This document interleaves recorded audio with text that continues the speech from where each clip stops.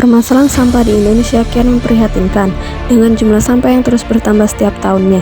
Data dari Kementerian Lingkungan Hidup dan Kehutanan menyebutkan bahwa pada tahun 2023 Indonesia menghasilkan sekitar 67,8 juta ton sampah, dan angka ini diperkirakan akan terus meningkat.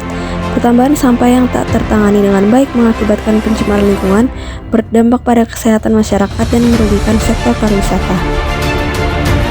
Sebagian besar sampah di Indonesia masih didominasi oleh sampah organik dan sampah plastik. Meski ada upaya pemerintah dan organisasi masyarakat untuk mengurangi penggunaan plastik sekali pakai, faktanya jumlah sampah plastik terus meningkat. Sampah plastik yang tidak terurai selama ratusan tahun ini berpotensi mencemari ekosistem laut, yang pada akhirnya memengaruhi kehidupan laut dan dapat berdampak pada rantai makanan manusia. Sementara itu, permasalahan fasilitas pengelolaan sampah di berbagai daerah juga menjadi perhatian. Banyak kota besar yang kini kewalahan dalam menangani volume sampah yang sangat besar. Tempat pembuangan akhir yang ada tidak mampu menampung seluruh sampah yang dihasilkan. Perkenalkan, nama saya Jessy Kusuma. Di sini saya akan menjelaskan tentang dampak dari sampah bagi Indonesia. Permasalahan sampah di Indonesia terus menjadi sorotan utama pemerintah dan masyarakat. Dengan produksi sampah yang mencapai sekitar 67 juta ton per tahun, Indonesia kini gencar mencari solusi untuk mengurangi tumpukan sampah dan dampak lingkungan yang ditimbulkannya. Berbagai upaya mulai dilakukan baik oleh pemerintah, organisasi masyarakat, maupun sektor swasta untuk menciptakan sistem pengelolaan sampah yang berkelanjutan dan juga ramah lingkungan. Salah satu solusi yang kini marak diterapkan adalah sistem bank sampah. Melalui program ini, masyarakat didorong untuk memilah sampah di tingkat rumah tangga dan menjadikannya bahan daur ulang yang memiliki nilai ekonomi.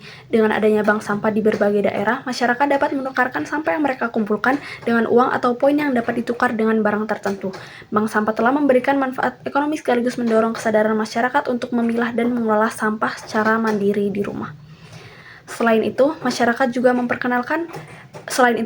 juga memperkenalkan teknologi RDF yang mengolah sampah menjadi bahan bakar alternatif untuk pembangkit listrik dan juga industri. Teknologi ini memungkinkan sampah terutama yang berjenis organik dan plastik untuk diolah menjadi energi melalui pembakaran. Penerapan ini di berbagai pembangkit tenaga uap dengan metode co-firing menjadi salah satu solusi inovasi untuk mengurangi penggunaan batu bara sekaligus mengurangi volume sampah. Di sektor plastik, Indonesia juga aktif menjalankan kebijakan penggunaan plastik sekali pakai. Pemerintah di berbagai daerah seperti Jakarta dan Bali telah memberlakukan pelanggaran penggunaan kantong plastik di pusat pembelanjaan. Langkah ini disambut positif oleh masyarakat. Di samping itu, perusahaan swasta juga turut berinovasi dengan mengembangkan kemasan ramah lingkungan yang mudah terurai atau dapat digunakan kembali. Edukasi juga menjadi aspek penting dalam mengatasi masalah sampah di Indonesia. Program edukasi lingkungan tentang pentingnya memilih sampah sejak dini sudah diterapkan di sekolah dan komunitas. Kesadaran masyarakat harus dibangun sejak dini agar permasalahan sampah ini bisa benar-benar teratasi dari akar. Meski berbagai solusi telah diterapkan, tantangan utama masih ada pada konsistensi pelaksanaan dan infrastruktur yang mendukung. Banyak kota besar di Indonesia masih memiliki keterbatasan dalam hal pengelolaan sampah, baik dari segi kapasitas tempat pembuangan akhir maupun fasilitas daur ulang. Oleh karena itu, kerjasama antara pemerintah, pusat, daerah, dan masyarakat perlu diperkuat agar sistem pengelolaan sampah ini berjalan dengan efektif. Solusi permasalahan sampah di Indonesia memang membutuhkan kolaborasi dari berbagai pihak. Dengan dukungan masyarakat dan kemauan dari semua lapisan Indonesia, diharapkan mampu mengurangi jumlah sampah yang terbuang sembarangan dan menciptakan lingkungan yang bersih dan sehat bagi generasi yang mendatang. Salah satu upaya pemerintah dalam mengurangi sampah plastik ini dengan cara memanfaatkan sampah sebagai bahan baku energi listrik melalui metode co-firing di pembangkit listrik tenaga uap.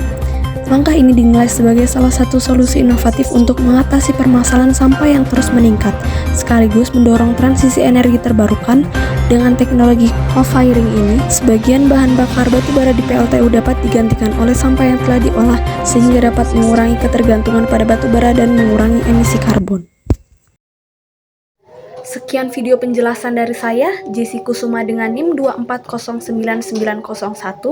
Dengan ini video yang saya buat dalam rangka memenuhi ujian tengah semester mata kuliah wajib Pendidikan Pancasila dan Pendidikan Kewarganegaraan dengan dosen pengampu Bapak Dr. Abi Gumelar, SPD MPD. Sekian dari saya, wassalamualaikum warahmatullahi wabarakatuh.